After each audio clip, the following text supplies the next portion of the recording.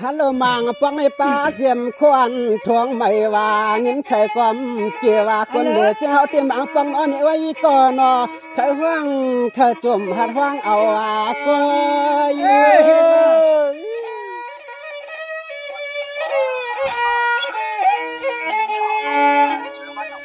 วิยาก็หาเคยทำลงไหลจึงในพวงน้อยยามเมื่อกินเมื่อเช้าก็เราสั่งกุงเทียบจองก็เมื่อเหลียวในอ่ำสั่งต่อวิยาก็มีไว้เกียงไม่เปลี่ยนลงไหลเลยหาที่มาเลตามหาก็เขาก็เปลี่ยนใส่ยาก็หน่อยนี่แหละจะสิเขา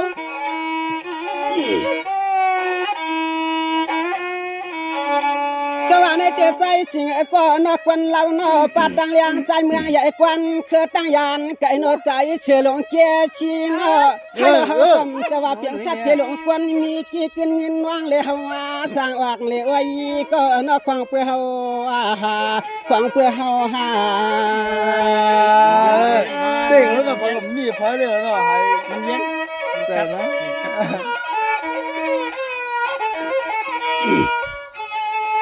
เฮา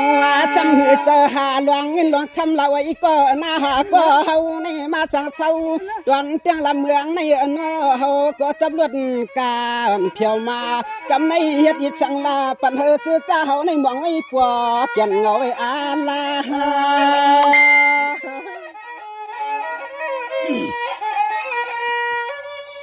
วิยาก็หาวันด้วยเลยนออันยำกินยำชาวาห่มกวางตีกุ้งเข็มมาในเพอก็เลยกอดกินนาว่าทำก็เชเขาก็ออกเลยก็เลยก็ทำว่าใจจึงจะมาเป็นทำว่าหวังกันหาตัวปันเป็นมีลูกเมียย่อมสั่งห้องโจย่อปอนั่นในย่อเอาบทถามหนึ่งนะปีติ๋งม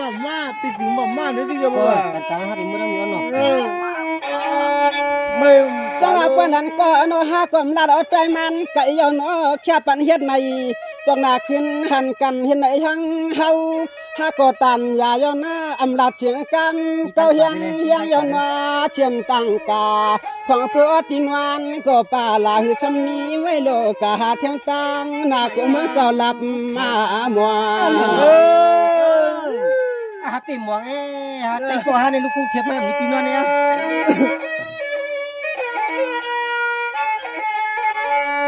ว่าแต่ความเพื่อเหมือนเจียงเฮา